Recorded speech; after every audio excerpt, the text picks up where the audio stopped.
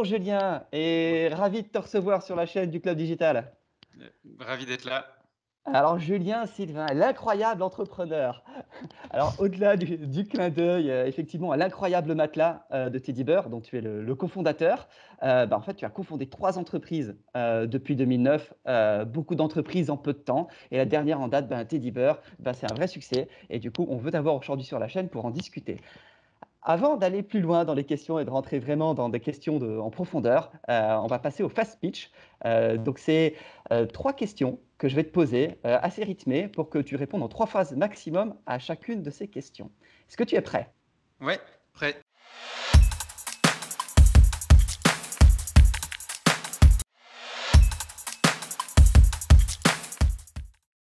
Son confort, il est ferme et accueillant à la fois. C'est ce que recherchent les dormeurs, notamment les dormeurs français. Et deuxièmement, son prix. On le vend sans intermédiaire, on massifie la prod sur un seul unique modèle et on comprime et on roule notre matelas pour le livrer. Et du coup, on le vend à un prix qui est imbattable par rapport à ses qualités. Ah, sacré programme. Je ne vais pas compter les 3 phrases, hein. C'est sympa, merci.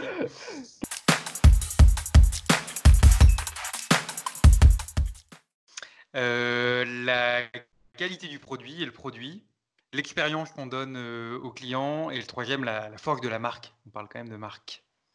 On en parlera plus tard des DNVB, mais justement, est-ce que c'est le bon moment pour toi de créer une DNVB en France?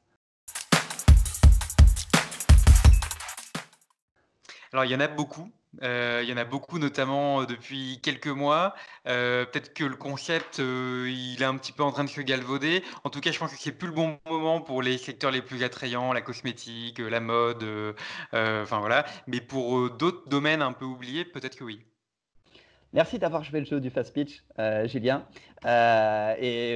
Pour rebondir justement sur cette dernière question, quand même, Teddy Bear, c'est 30% de croissance, 25 millions d'euros de chiffre d'affaires en France, 2% du marché du matelas en France. Alors ça, c'est les chiffres BFM Business.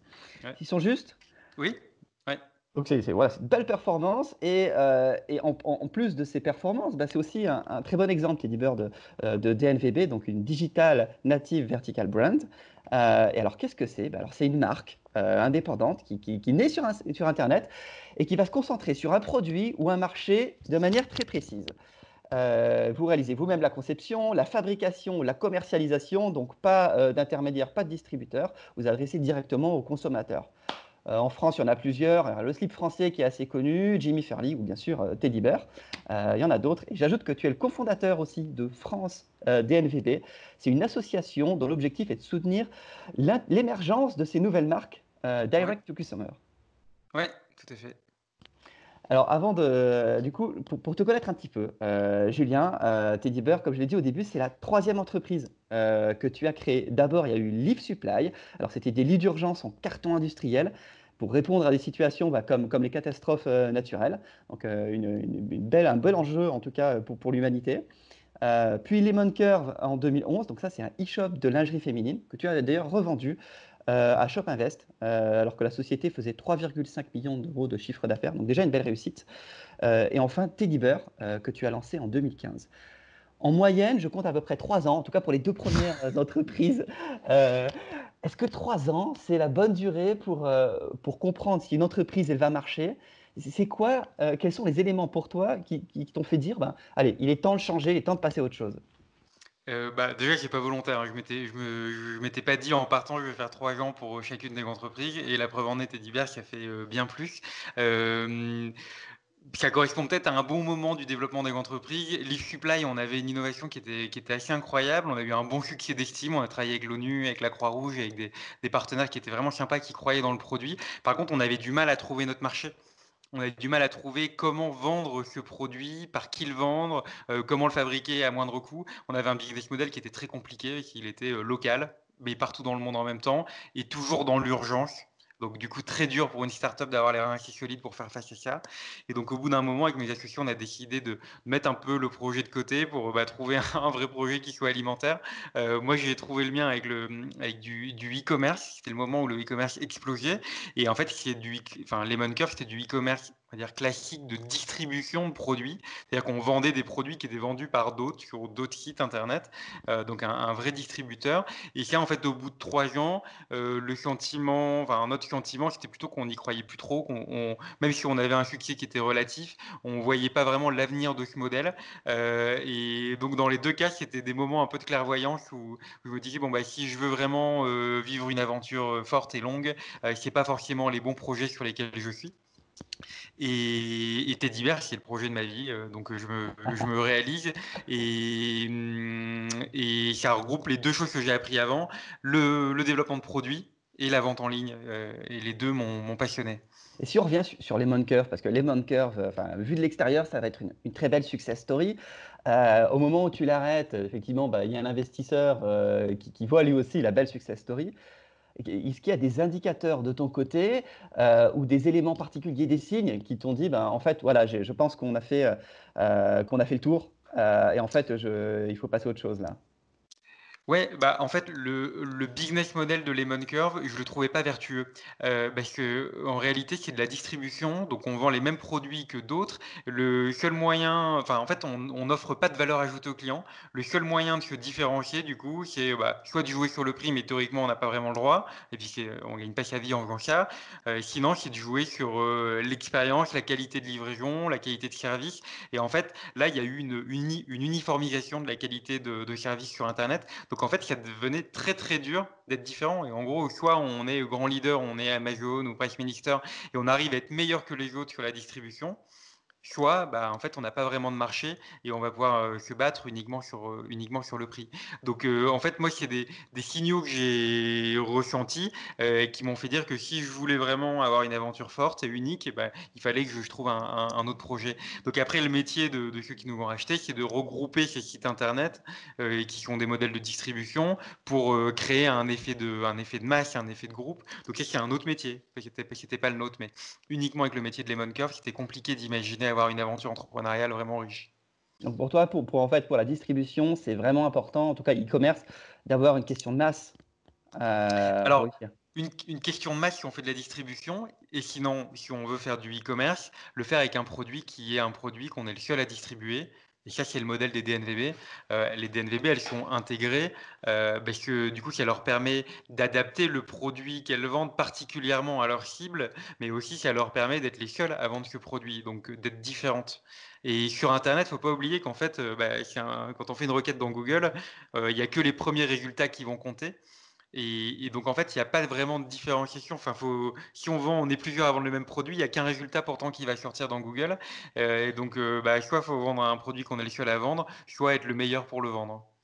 Et justement, entre les 2, parce que tu viens de faire le parallèle, tu as montré les différences qu'il y avait entre ces 2 modèles-là. Est-ce qu'il y a, justement des points communs, des points clés qui permettent, bah, que tu as appris notamment à Lemon Curve, et qui sont un peu universels au e-commerce et qui font que, bah, que ça fonctionne en fait, hein? Sur le e-commerce spécifique bah, après sur le e-commerce spécifiquement, moi mon sentiment c'est que enfin, je pense qu'il est partagé par plein de gens, c'est que ça évolue très, très vite donc ce qui marchait, très bien par exemple à l'époque de Lemon Curve, l'acquisition, avec les mots-clés AdWords, donc Google, a beaucoup plus de mal à fonctionner aujourd'hui. Après moi Teddybear, je l'ai lancé principalement avec de l'investissement Facebook et Instagram. Pareil, nous on en fait quasiment plus aujourd'hui parce que c'est plus performant. Donc les savoir-faire évoluent beaucoup. Après, les fondamentaux du e-commerce, pour moi, ils restent un peu les mêmes. C'est que le client ne fait pas de vraie différence entre un achat web et un achat dans le monde physique. Donc, Ah même oui? si c'est des métiers différents, avec des comportements d'achat différents, en fait, Mmh. on s'en moque de savoir si on a acheté notre matelas sur Internet ou pas. Ce qu'on veut, c'est connaître la marque en réalité. Et donc, du coup, nous, on fait beaucoup d'efforts pour que ça soit pas vraiment un critère, que notre offre, elle soit lisible de la même manière, peu importe les canaux. Et le deuxième élément que moi, j'aime bien garder en tête, c'est que sur Internet, on a l'impression que c'est beaucoup de coûts, variables, on va dire, mais en fait, c'est des coûts variables fixes. Donc, gérer un appel téléphonique, livrer un colis ou même encaisser un paiement et bah, c'est des coûts qui vont avoir à peu près la même valeur, peu importe la valeur du produit et donc, vendre des produits qui sont, très peu chers sur internet, c'est très compliqué selon moi. Et du coup, ben, tu as décidé de lancer un produit un peu plus cher, avec tes livres. Et ce que tu dis aussi, c'est que du coup, bah, il faut une différenciation, il faut un vrai produit, une vraie marque. Mais en fait, sur les matelas, dis-moi si je me trompe, mais je crois que tu connaissais pas grand-chose avant de te lancer. Ouais, non, Euh, je connaissais rien. Comment t'as fait en fait? Parce que personnellement, j'ai déjà essayé d'acheter un matelas, il y a plein de références, c'est super compliqué. Voilà, ça n'a pas l'air d'être un enjeu simple en tout cas pour créer un produit différenciant sur le marché. En plus, ça fait longtemps que ça existe. Ouais. Comment t'as fait? C'est quoi l'histoire? Déjà, ce que tu viens de décrire, le sentiment d'être perdu, de pas comprendre ce qu'on achète, de se dire, ouais, il y a énormément de techniques, etc. C'est ce que j'ai éprouvé aussi, moi, en regardant cette industrie. Et c'est ce qui m'a fait dire, bah, en fait, il y a une vraie opportunité, parce que c'est pas forcément normal d'être aussi perdu quand on est à la recherche d'un produit. Et en plus, il y avait aussi l'autre constat qui était de se dire, mais en réalité, le matelas, c'est le produit le plus important de ma vie parce que j'y passe un tiers de mon temps. Je passe un tiers de mon temps sur mon matelas à dormir. C'est un achat qui est assez significatif et je vais devoir le garder pendant une dizaine d'années. Donc en fait, le croisement de ces deux choses, bah, c'est hyper compliqué, j'y comprends rien et en même temps, c'est le produit le plus important de ma vie. Et ça matérialisait vraiment le fait qu'il y avait un problème. Et alors après, dans la vraie histoire, en fait, quand je suis parti de Lemon Curve, quand je suis parti de Lemon Curve en 2000, enfin je sais même plus en quelle année. Je m'étais dit, je vais réentreprendre, mais je m'étais fixé trois critères. Le premier, c'était que je voulais entreprendre sur Internet parce que c'était quand même mon savoir-faire. La deuxième chose, c'est que je voulais développer un produit moi-même pour ne pas vendre un produit que d'autres vendent, mais aussi parce que j'avais adoré cette partie-là de ma première aventure. J'avais adoré le développement de produits et notamment j'avais adoré travailler avec mes deux associés, Juan Pablo et Jean-Christophe, que j'ai associé à Telliver.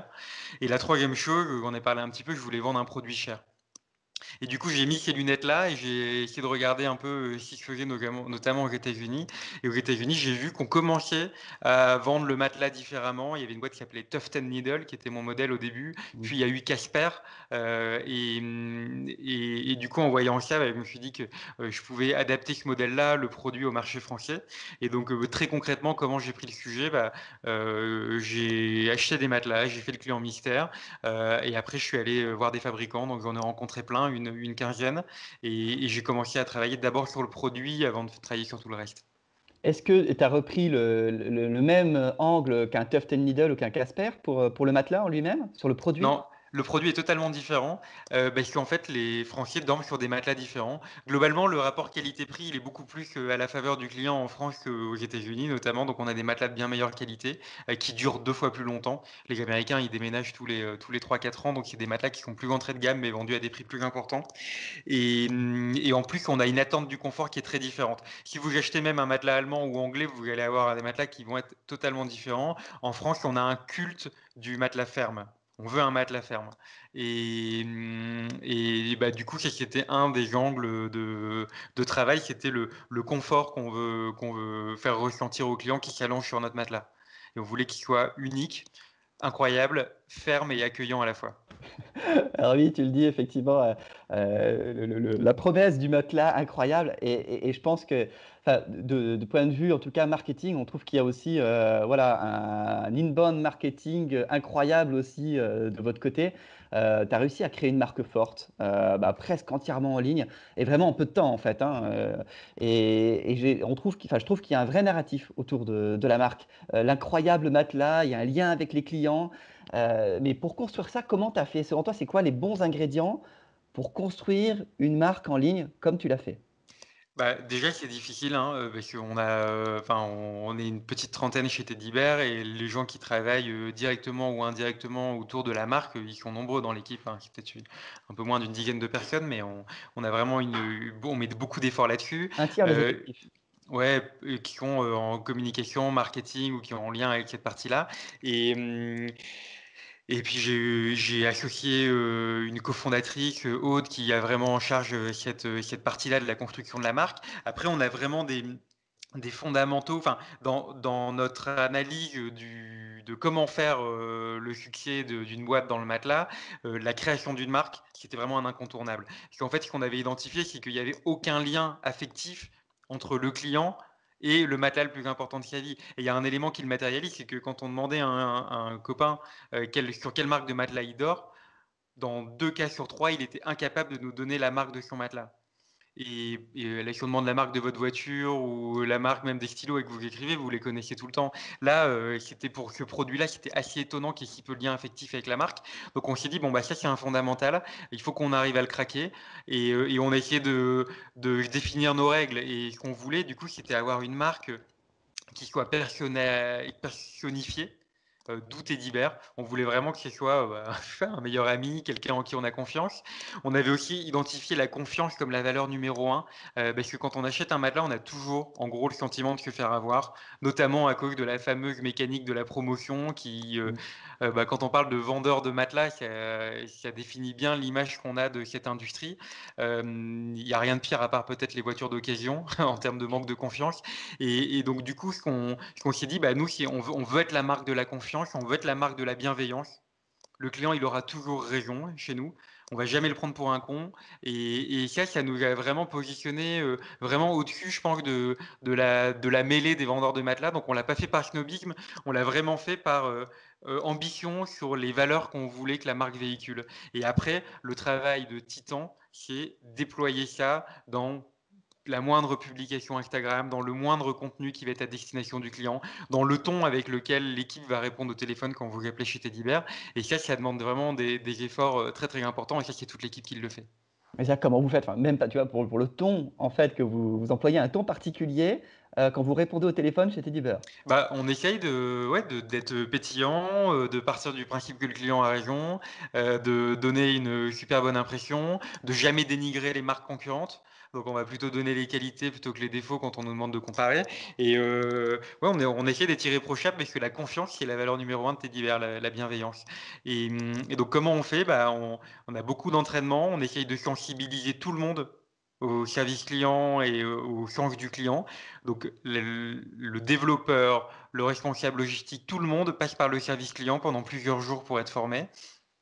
On a nos bureaux à Paris, on a en bas de nos bureaux, on a notre première boutique en bas de notre bureau. Donc c'est-à-dire que tous les jours on passe devant, on rentre dedans, on forme les gens là-bas. Donc on a un vrai sens du client et on essaye de le développer à fond, de jamais laisser cette partie-là de côté.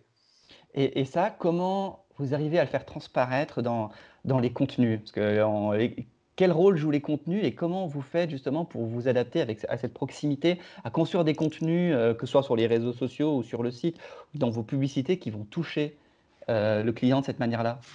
On a on a une chose qui nous aide beaucoup dans cet objectif, c'est qu'on fait tous nos contenus en interne. Donc on a notre équipe créa, on a notre petit studio photo où on est capable de tourner des vidéos et on produit tout en interne. Et ça, c'est la garantie, donc c'est des efforts titanesques, mais ça nous garantit d'avoir de A à Z un truc qui est parfaitement cohérent avec ce qu'on veut faire ressentir. Combien de personnes dans ce studio? C'est cette équipe-là de 10 personnes qui travaille pas que sur la production de contenu, mais dans le studio, véritablement, on doit avoir 3 ou 4 personnes. Ah ouais, quand même, OK. Et de ce qu'on comprend, enfin, du contact que vous avez avec le client, c'est aussi, l'une des caractéristiques principales, en fait, des DNVB parce que vous n'avez pas de distributeur, donc vous êtes en lien direct, et donc vous avez déjà les données qui arrivent directement sur le site. En plus, ce que je comprends, vous avez le showroom juste en bas de chez vous.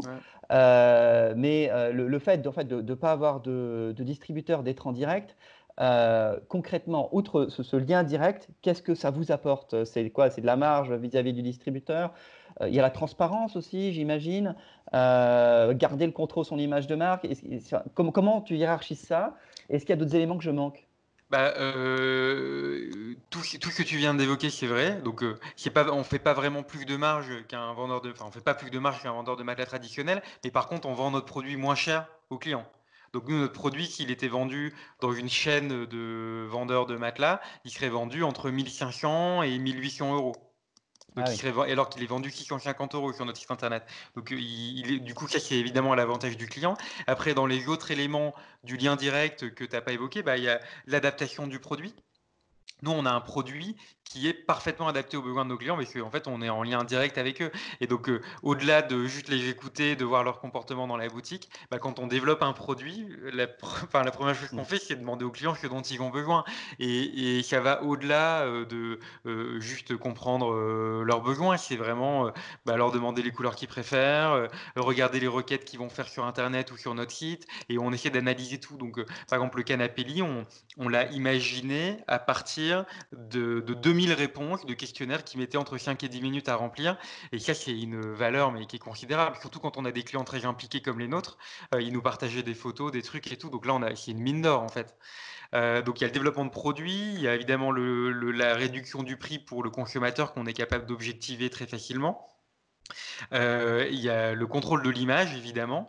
Et nous, notre canal numéro un, enfin le canal qui nous rapporte le plus de clients, c'est le bouche à oreille. Et le bouche à oreille, ça tombe pas du ciel, c'est parce on part du principe que l'amour ne s'achète pas, il se mérite. Et du coup, bah, on essaye de faire en sorte que les clients aient envie de parler de nous. Donc, on va jamais donner une promotion à des nouveaux clients si on n'est pas capable, on n'en fait pas de promotion, mais si on n'est pas capable de nos anciens clients. Enfin, on essaye d'être vraiment très, très équitable, très juste, de tenir au courant nos anciens clients de nos nouveautés avant les nouveaux clients. Enfin, on essaye vraiment de créer cet esprit de groupe et de membres de la communauté Teddy Bear qui est important pour nous. L'amour ne s'achète pas, il se mérite. Vous avez vraiment déployé des trésors de marketing pour convaincre vos clients.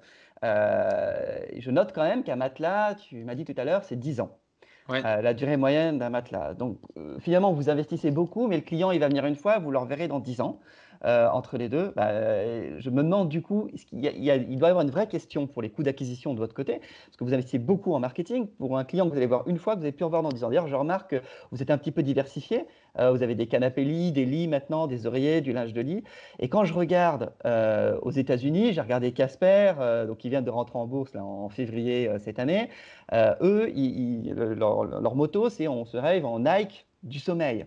Ouais. Parce qu'en fait, on vend plein de produits autour et ils ont besoin d'élargir leur marché à celui du sommeil, qui est estimé à plusieurs milliards de dollars, ce marché. Vous, de votre côté, comment vous voyez les choses?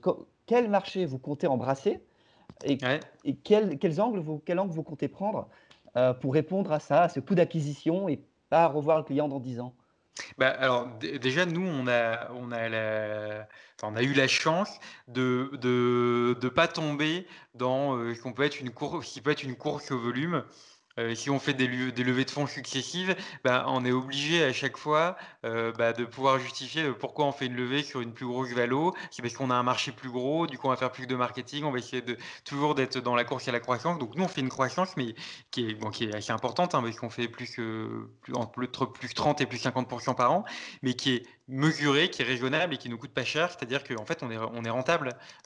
Donc on n'a pas des coûts d'acquisition supérieurs à la marge qu'on fait quand on vend notre produit. Donc on est rentable quand on vend un matelas, c'est le premier élément. Donc du coup les nouveaux produits, nous on les fait plus par plaisir de développer des nouveaux produits ou parce qu'on sent qu'il y a un besoin, une demande des clients et on sent qu'on peut faire quelque chose de chouette que pour élargir vraiment notre marché. Après, aujourd'hui, les nouveaux produits représentent quand même entre 20 et 30 de l'activité de Teddy Bear. Donc le matelas, c'est resté essentiel et le cœur de l'activité, mais les nouveaux produits, ils font quand même une partie du business qui est assez significative sur les 25 millions qu'on fait. Donc on n'a pas trop cette pression de la rentabilité de faire revenir les clients parce qu'on arrive à gagner de l'argent sur nos premières ventes. On fait une quantité de marketing qui est importante, mais qui est relative par rapport à notre niveau de vente. D'accord, donc pour l'instant, les coûts d'acquisition, pour l'instant, voilà, ça ne vous empêche pas d'avancer, C'est quoi. pas un problème maintenant, mais que comme une grande partie de notre clientèle, elle vient par le bouche à oreille, en fait, ce bouche à oreille, il nous coûte de manière, autrement qu'en coût marketing. Il nous coûte en effort logistique, en effort de service client, mais pas en coût marketing. Bah, l'exemple de Teddy Bear est éloquent. Et bah, du coup, en parallèle, tu as aussi confondé France DNVB, je l'ai dit en intro.